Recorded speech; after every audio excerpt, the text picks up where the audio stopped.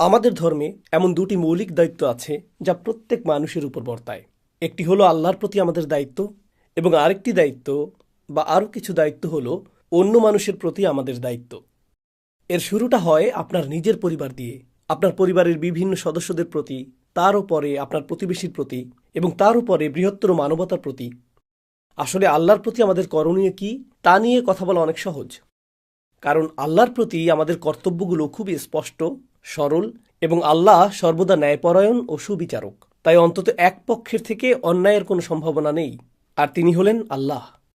যখন তার কাছ থেকে কোনো প্রত্যাশা করা হয়, তখন সেখানে কোনো জটিলতা, অস্পষ্টতা বা অস্বচ্ছতা থাকে না।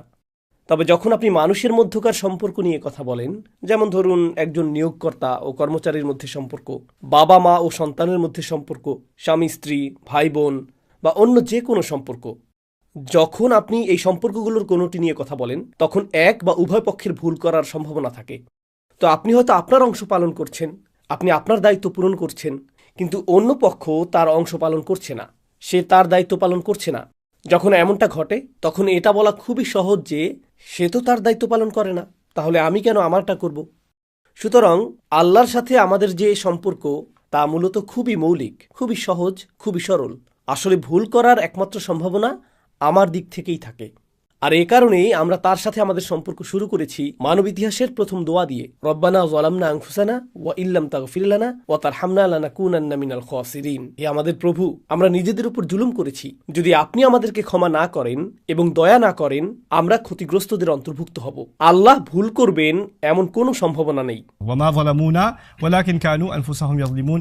তারা আমার প্রতি জুলুম করেনি, বরং তারা নিজেদের উপরই জুলুম করেছিল। আর আল্লাহ আজ্জা ওয়া জাল্লা কখনোই মানুষের উপর জুলুম করেন না। وما أنا بظلام للعبيد। অন্যদিকে যেমনটা আমি শুরুতে বলেছিলাম, মানুষ বেশ জটিল, আর আমাদের অন্যান্য সমস্ত সম্পর্কগুলোও বেশ জটিল। কিন্তু বিষয়টা হলো, এগুলো খুবই গুরুত্বপূর্ণ, আর এই সম্পর্কগুলো নিয়ে আমাদেরকে প্রশ্ন করা হবে যখন আমরা আল্লাহর সামনে দাঁড়াবো। আল্লাহর সাথে আমাদের সম্পর্ক, যখন আপনি সেই সম্পর্কটি ঠিক করেন, তখন তা আপনার অন্য সব সম্পর্কের প্রতি একটি দায়িত্ববোধ তৈরি করে।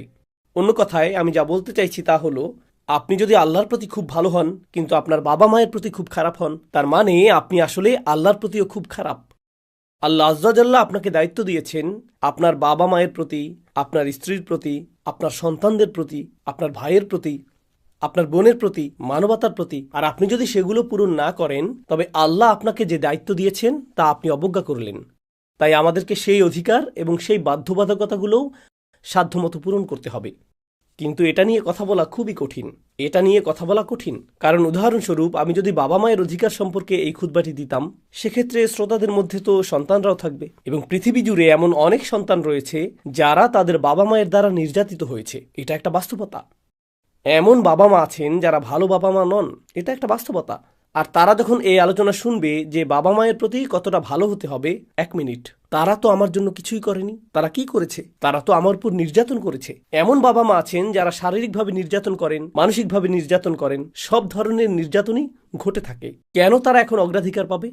তাই যখন কেউ এক পক্ষের কথা শোনে, তখন মন খারাপ করে বলে, কেন আপনি অন্য দিকটা তুলে ধরলেন না? একইভাবে আমি যদি আজকের খুতবাটি স্বামীর অধিকার নিয়ে দিতাম, তাহলে অনেক স্ত্রীরা মন খারাপ করতেন।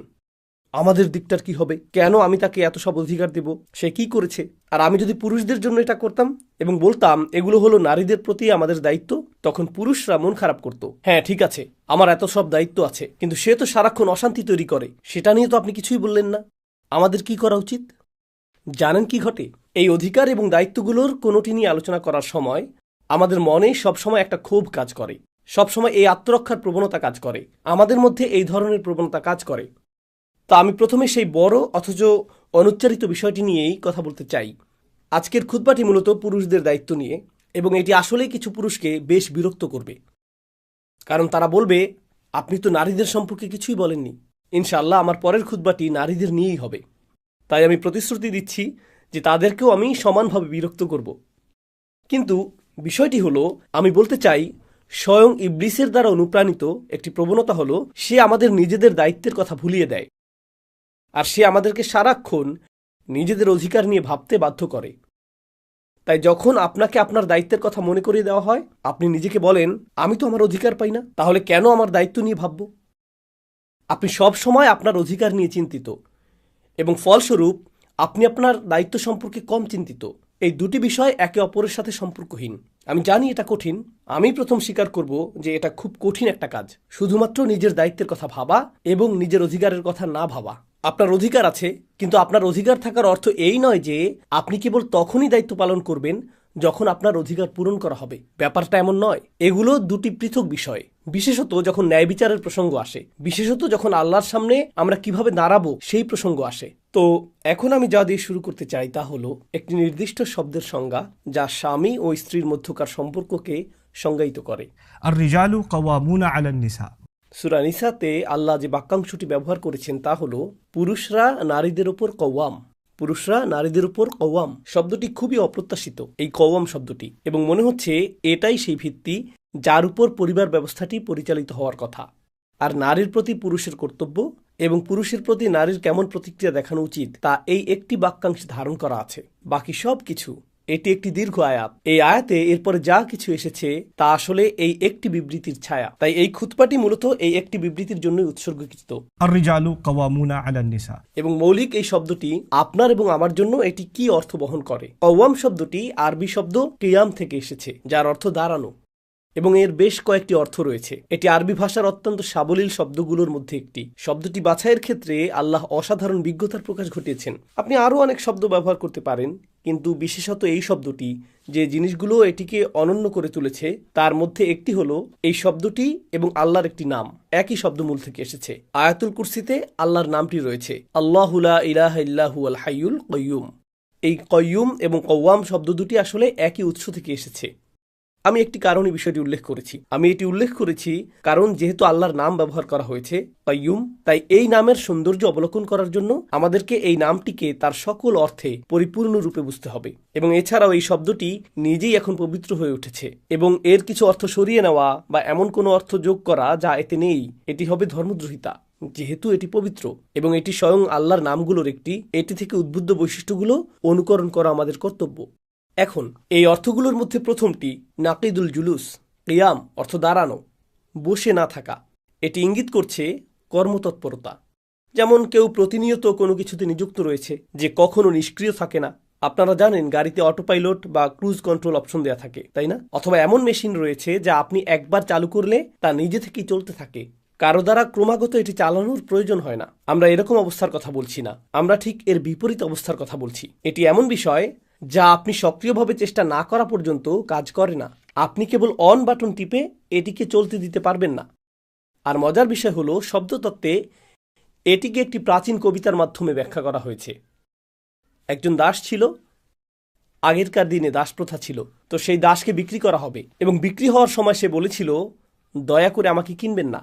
আর সেই কবিতার এই লাইনটি বলেছিল, فإني فإذا جعت أبغضت قوما وإذا شبعت أحببت نوما.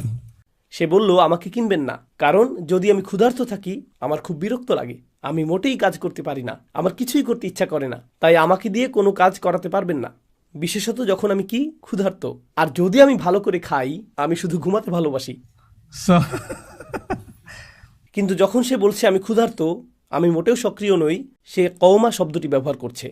আমি যা বলতে চাচ্ছি, আমি আপনাদেরকে এখানে যা বলার চেষ্টা করছি তা হলো এই শব্দের অর্থের মাধ্যমে এমন কাউকে বোঝায় যে প্রতিনিয়ত সক্রিয়। তো এটাই হলো পারস্পরিক সম্পর্ক নিয়ে আমার এবং আপনার জন্য প্রথম ইঙ্গিত। এই সম্পর্ক এমন কিছু নয় যা নিজে থেকেই টিকে থাকবে, আপনাকে সক্রিয়ভাবে সম্পর্কটি বজায় রাখতে হবে। স্বামী স্ত্রীর মধ্যে ভালোবাসা এমন কিছু নয় যা নিজে থেকেই চলতে থাকে, এটিকে পরিচর্যা, লালন এবং বিকশিত করতে হয়। এটি এমন কিছু যেখানে বারবার ফিরে আসতে হয়। আপনি ধরে নিতে পারবেন না যে এটি বিদ্যমান, এটি শুকিয়ে যেতে পারে এবং এটি ক্ষয়ে যেতে পারে। এই ধারণা যে মনের কষ্টগুলো ক্ষমা করে দেওয়া হয়েছে বা আঘাতের অনুভূতিগুলো মিলিয়ে গেছে, এই ধারণা করলে হবে না। আঘাত নিজে থেকে চলে যায় না, আপনাকে এটি দূর করার জন্য কাজ করতে হবে, আপনাকে এটা ঠিক করতে হবে। সুতরাং একটি সক্রিয় ভূমিকার প্রয়োজন। কখনো কখনো মানুষ একই ছাদের নিচে বাস করে, বছরের পর বছর তারা একে অপরের সাথে কথা বলে না, অথবা সত্যিকারের কোনো কথোপকথন হয় না। রাতের খাবারটা কেমন, অফিস কেমন কেটেছে, কিভাবে এসেছো, ওকে আমি এখন টিভি দেখব। এভাবে বছর কেটে যায় আর পরস্পরের মাঝে সত্যিকারের কোনো কথোপকথনই হয় না। তারা কোনো সম্পর্কই গড়ে তোলেনি। তাদের মধ্যে একমাত্র মিল হলো উপরের একটি ছাদ, এটাই তাদের মিল। পুরুষদের এমনটা করা উচিত না। বিশেষত পুরুষদের জন্য একটি সম্পর্কের রক্ষণাবেক্ষণের ক্ষেত্রে সক্রিয় থাকাটা কঠিন, কারণ আমরা এমনিতেও খুব একটা কথা বলি না। আমরা কেবল নিষ্ক্রিয় থাকতে পছন্দ করি। আমরা সারাদিনের কাজের পর বাড়ি এসে সোফায় বসে টিভি চালু করে বা মোবাইলে মগ্ন হয়ে দীর্ঘশ্বাস ফেলে বলতে চাই, আমার কথা বলতে ইচ্ছা করছে না। আর স্ত্রী এসে বলে, এই তোমার দিনটি কেমন গেল, কেমন চলছে, তোমার কেমন লাগছে আমাকে বলো, আমরা কি এটা করতে পারি, আমার এখন এটা ভালো লাগছে না। আমরা কথা শুরু করতে চাই না, আমাদেরকেই বরং কথা শুরু করতে হবে। এটাই হলো প্রথম অন্তর্নিহিত অর্থ। القيام العزم. কিয়াম এর আরেকটি অর্থ হলো সংকল্প। আর এই কারণেই এমনকি কোরআনে ولما قام عبد الله يدعوه মাক্কি যুগে কাবা ঘরে এসে দাঁড়িয়ে নামাজ আদায় করাটা ভীষণ কঠিন একটা কাজ ছিল, কারণ আপনি প্রহারের শিকার হতে পারেন। আর তাই যখন কেউ সলাত আদায়ের সংকল্প গ্রহণ করত, তাদের সামনে থাকা সকল প্রতিকূলতা সত্ত্বেও এর জন্য কিয়াম শব্দটি ব্যবহার করা হয়েছে। একইভাবে গুহাবাসীরাও গোটা জনপদের সামনে সাক্ষ্য দিতে আতঙ্কিত ছিল, কারণ তাদেরকে হত্যা করা হবে যদি তারা সাক্ষ্য দেয় যে উপাস্য কেবল একজনই, যেহেতু বাকি সবাই বহু উপাস্যের উপাসনা করত। কিন্তু إذ قاموا فقالوا يعني إذ عزموا فقالوا. যেমনটা তাফসীরকারকগণ বলেছেন, সংকল্পবদ্ধ হওয়া, কোনো কিছুর জন্য সংকল্প গ্রহণ করা, পুরুষদের এই সম্পর্কের প্রতি সংকল্পবদ্ধ হতে হবে। আর এটাই আসল কারণ যে জন্য আমি এই বিষয়টি বাছাই করেছি। আমি এই অর্থগুলো দ্রুত বলে যাব এবং তারপর মূল কথায় আসব যা আমি বলতে চাই। কিয়াম এর আরেকটি অর্থ সাবাত, স্থিরতা। এটা থেকে মূলত কওয়াম শব্দটি এসেছে। আর কওয়াম হলো নিজামহু ও আইমাদুহু, একটি দালানের স্তম্ভ সেটির কওয়াম, যে জিনিসটি কোনো কিছুকে একসাথে ধরে রাখে, স্তম্ভগুলো ধরে রাখে, যার উপর আপনি সবসময় নির্ভর করতে পারেন। একটা বাড়ির ভেতরের আসবাবপত্র নড়তে পারে, দেয়ালও নড়তে পারে, স্তম্ভগুলো নড়তে পারে না। আমাদেরকে আমাদের পরিবারে, আমাদের নারীদের জন্য সেরকম অবিচল হতে হবে। আমরা দোদুল্যমান হতে পারি না। গতকাল আপনি এটা বলেছেন, আজ আপনি ওটা বলছেন। গতকাল বলেছিলেন এটা ঠিক আছে, আজ এটা ঠিক নেই। আপনি এমন দোদুল্যমান হতে পারেন না। আপনাকে অবশ্যই স্থির থাকতে হবে। এটাই কওয়াম শব্দটির আরেকটি অর্থ। এবং পরিশেষে আমার প্রিয় একটি অর্থ, মূলত এটা থেকে কিমাহ শব্দটি এসেছে। এটা খাবার কিমা না, বরং কিমা হচ্ছে আসলে মূল্য, সামানুশাই। একজন পুরুষের কওয়াম হওয়ার অর্থ হলো এটা তার দায়িত্ব, তার স্ত্রীকে জানানো যে সে কতটা মূল্যবান, সে কতটা মূল্য দেয়, সে তার প্রশংসা করে, সে তাকে স্বীকৃতি দেয়, সে তাকে জানায় যে সে কতটা সুন্দর। অনেক পুরুষ আসলে এর উল্টোটা করে, স্ত্রীকে জানায় যে কতটা মোটা, সে কতটা কুৎসিত, সে কতটা খাটো, সে কতটা কালো, সে কতটা তুচ্ছ, এবং এর দ্বারা সে ক্রমাগত তাকে ছোট করে, তার মূল্যকে খাটো করে, অথবা তার বুদ্ধিমত্তাকে অপমান করে। হায় আল্লাহ, তুমি কি জঘন্য গাড়ি চালাও, তুমি এত বিরক্তিকর, কেন অন্য সবার মতো সাধারণভাবে ডানে মোড়টা নিতে পারো না, তুমি এই লেনে কেন, তুমি ওই লেনে না কেন, ক্রমাগত তাকে কোনো না কোনোভাবে ছোট করা। আর কওয়াম সেই যে মূল্য দেয়, মূল্য কেড়ে নেওয়ার বদলে।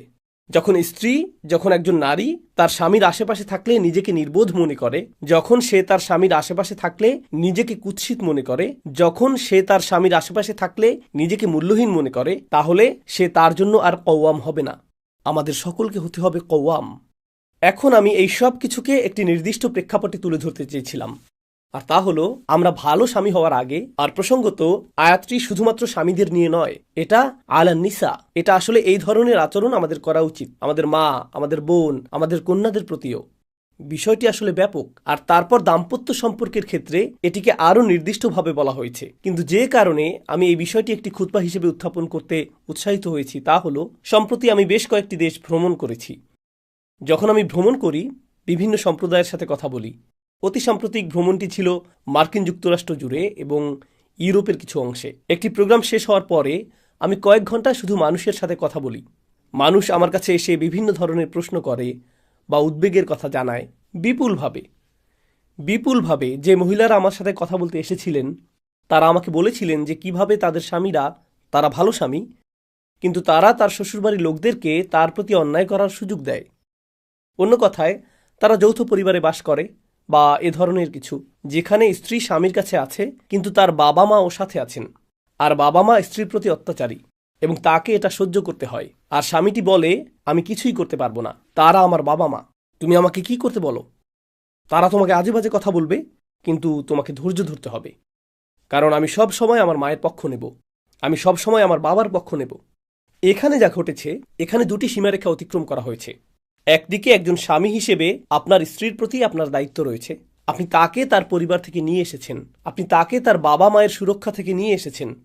তার একজন ওয়ালি ছিল, তার একজন বাবা ছিল, আর তার দায়িত্ব ছিল এটা নিশ্চিত করা যে সে যেন সুখী, নিরাপদ থাকে। তাকে যেন অপমানিত বা লাঞ্ছিত করা না হয়, তাকে সব ধরনের নির্যাতন, শারীরিক, মানসিক, আধ্যাত্মিক সব ধরনের নির্যাতন থেকে রক্ষা করা, সেটা ছিল তার বাবার ভূমিকা। আর যখন আপনি সেই নিকাহনামায় স্বাক্ষর করলেন এবং যখন আপনি কবুল বলেছিলেন, তখন সেই সমস্ত দায়িত্ব আপনার কাছে স্থানান্তরিত হয়েছিল।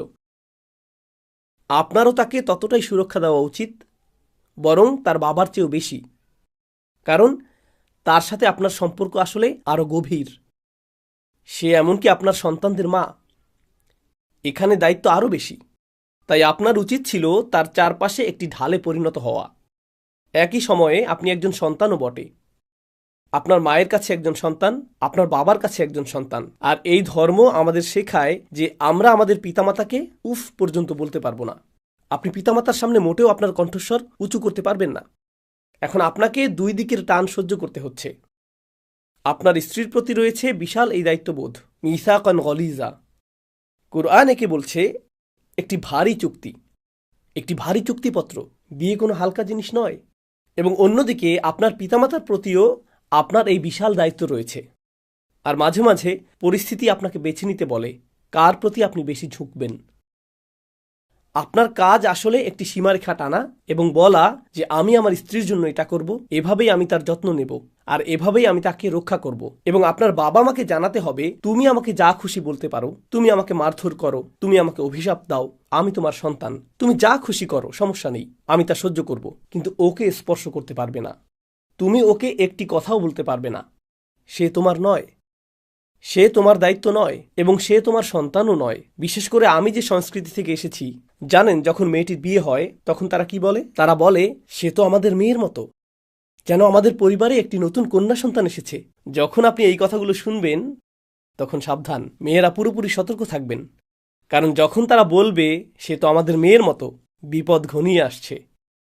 মাত্র কয়েক সপ্তাহ পরেই মন্তব্য করা শুরু হবে তুমি রান্না জানো না, বা তুমি রান্নায় লবণ বেশি দাও, বা তুমি অলস, বা তুমি অপরিচ্ছন্ন, এরকম কথা শুরু হয়ে যাবে। না না না না না, এই নারী এবং তার স্বামীর পরিবারের মধ্যে সম্পর্ক প্রথমে এবং সর্বাগ্রে পারস্পরিক শ্রদ্ধার সম্পর্ক। তার সাথে সম্মানের সাথে আচরণ করতে হবে এবং তার আচরণও সম্মানসূচক হতে হবে। যখন অধিকার এবং কর্তব্যের প্রশ্ন আসে, সে আপনার বাবা মায়ের কথা শুনতে কোনোভাবেই বাধ্য নয়। আমি দুঃখিত এজন্য যে আমি আপনার জন্য দুঃখ বোধ করছি। আপনি এতদিন ধরে এটা বিশ্বাস করেছেন, কিন্তু আপনার বাবা মায়ের কথা শোনার কোনো বাধ্যবাধকতাই আপনার স্ত্রীর নেই। আর আপনি যদি তাকে আপনার বাবা মায়ের কথা শুনতে এবং আপনার বাবা মায়ের সেবা করতে বাধ্য করেন, আপনি একটি অন্যায় কাজে লিপ্ত। আপনি এখানে অত্যাচারকারী। আপনি একজন কওয়াম নন। আপনি সেই কওয়াম নন যা আল্লাহ আশা করেন। আপনার উচিত ছিল তার যত্ন নেওয়া। আপনি পরিবারে কোনো চাকরানি নিয়ে আসেননি।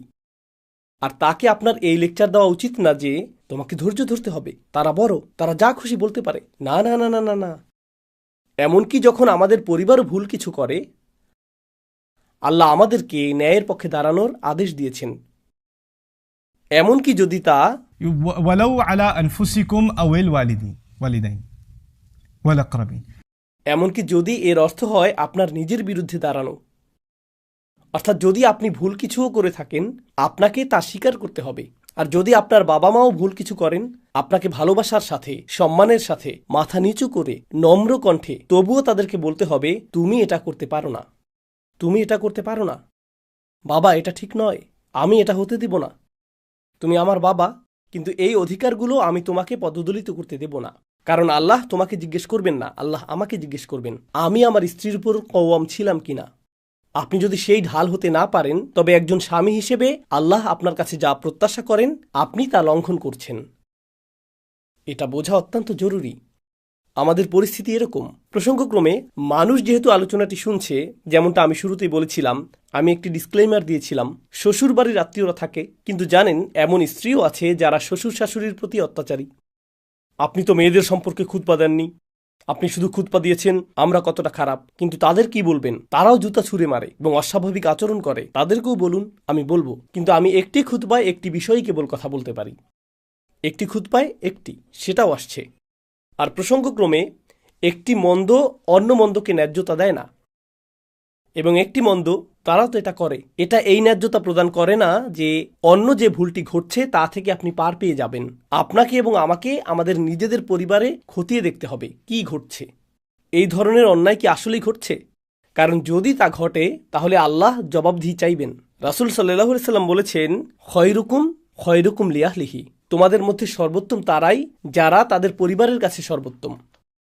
এই শেষ অংশটি যা আমি আপনাদের সাথে শেয়ার করতে চেয়েছিলাম, দয়া করে মনোযোগ দিয়ে শুনুন। 3 ধরনের নির্যাতনের কথা আমি তুলে ধরতে চাই। 3 ধরনের নির্যাতন। এর মধ্যে প্রথমটি হলো সবচেয়ে খারাপ, আর তা হলো শারীরিক নির্যাতন। সেটা আসলেই প্রশ্নের ঊর্ধ্বে। রাসূল সাল্লাল্লাহু আলাইহি সাল্লাম সরাসরি বলেছেন, لا تضربوا إماء الله. আল্লাহর দাসীদের আঘাত করো না। সরাসরি বলেছেন, আল্লাহর দাসীদের আঘাত করো না। আল্লাহ রাসূল বলতে পারতেন, লা তাদরিবুন নিসা, নারীদের আঘাত করো না, তাই না? নারীদের আঘাত করো না, কারণ আল্লাহর দাসীরা আসলে নারী। কিন্তু এই শব্দগুলোর শক্তিমত্তা হলো, যখন আপনি তাদেরকে আল্লাহর দাসী বলেন তখন মৌলিকভাবে তারা কার সাথে সম্পর্কিত? তাদের মালিককে, আল্লাহ। যখন আপনি অন্য কারো সম্পত্তি নষ্ট করেন, যেমন আপনি যদি আমার গাড়িটি ধ্বংস করেন, আপনি আমার গাড়িকে আঘাত করেননি। আপনি কাকে আঘাত করেছেন? আপনি আমাকে আঘাত করেছেন। যদি আপনি আমার সন্তানের ক্ষতি করেন, আপনি শুধু আমার সন্তানকে বিরক্ত বা আঘাত করেননি, আপনি কাকে আঘাত করেছেন? আমাকে। আমি এর প্রতিশোধ নেব। যদি তারা আল্লাহর সম্পত্তি হয় আর আপনি তাদেরকে আঘাত করেন, কে এর প্রতিশোধ নেবেন? আল্লাহ। لا تضربوا إماء الله. সাবধান, তারা আল্লাহর সম্পত্তি। রাসূল এটাই বলেছেন সাল্লাল্লাহু আলাইহি সাল্লাম। তাই শারীরিক নির্যাতন একেবারেই প্রশ্নাতীত, এটা একেবারেই প্রশ্নের অতীত। আর যে কেউ এর বিপক্ষে যুক্তি দিতে চান, আমি জুমার পরে এখানে থাকব, আমি আপনার সাথে এই বিষয়ে কথা বলবো। দ্বিতীয় ধরনের নির্যাতন হলো মানসিক। আর মানসিক নির্যাতন মৌখিকও হতে পারে।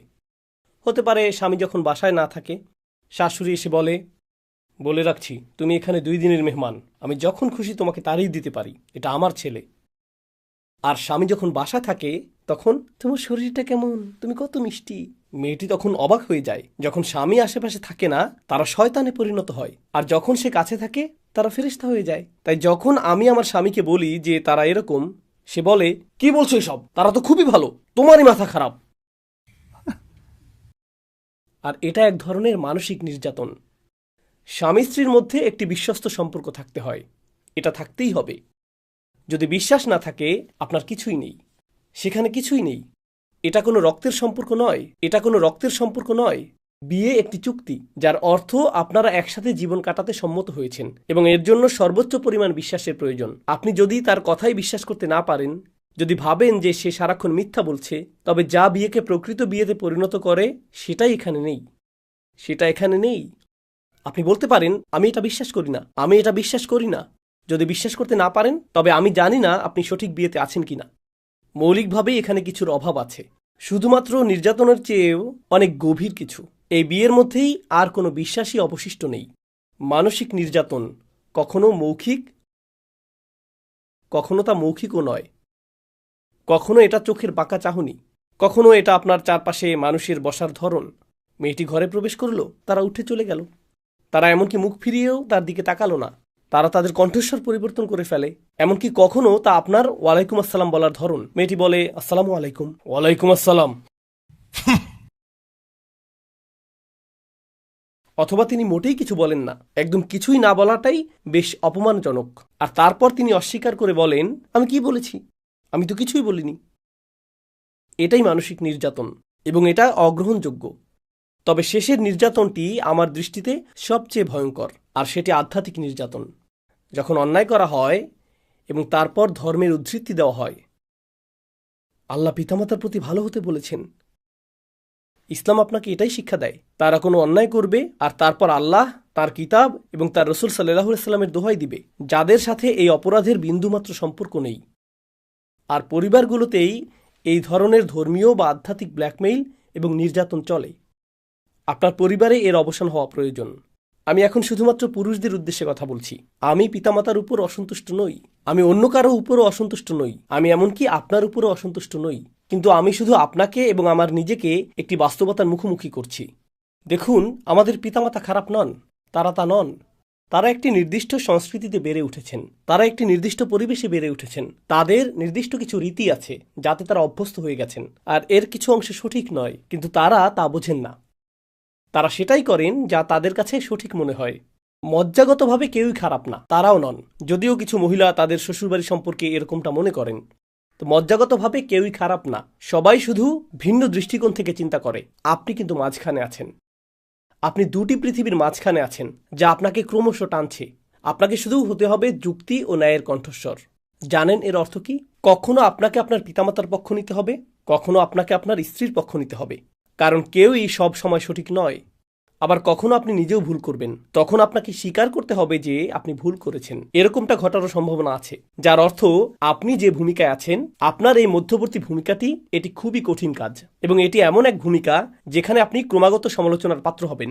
কেউ না কেউ সারাক্ষণ আপনার সমালোচনা করবে, কারণ যে সিদ্ধান্তই আপনি নেবেন তা কাউকে হতাশ করবে। পুরুষ হওয়ার জন্য আপনাকে অভিনন্দন। পুরুষ হলে এটা আসবেই। এই ভূমিকাই আপনাকে পালন করতে হবে। আর রিজালু কওয়ামুনা আলান নিসা, অভিনন্দন, আল্লাহ আমাদেরকে এই ভূমিকাটিই দিয়েছেন। আপনি যদি এটা না বুঝেন, আপনার মনে হবে এই আয়াতটি সেই চরম কর্তৃত্বের কথা বলছে যা আল্লাহ আমাদেরকে দিয়েছেন, এবং আমাদের কর্তৃত্বের অধীনে থাকা নারীদের সাথে আমরা যা খুশি তাই করতে পারি। প্রথমত, কিয়াম শব্দটির সাথে কর্তৃত্বের কোনো সম্পর্ক নেই। যেমন আমি বলেছি, এর সাথে সম্পর্ক রয়েছে সক্রিয় থাকা এবং নিশ্চিত করা যে আপনি ক্রমাগত নিজেকে যাচাই করছেন, এবং নিশ্চিত করা যে সম্পর্কটি সুস্থ রয়েছে। এটা প্রতিশ্রুতি, এটা স্থিরতা। এটা থেকে ইস্তিকামা শব্দটি এসেছে, যার অর্থ ন্যায্যতা বা আদল। ইস্তিকামাতের একটি অর্থ হলো আদল, অর্থাৎ তারা একত্রে ন্যায় বিচার বজায় রাখে। আমার প্রিয় একটি অর্থ যা আমি আপনাদের এখনো বলিনি, তা হলো কুম। কিয়াম থেকে কুম শব্দটি এসেছে, যার অর্থ আল কস্ত।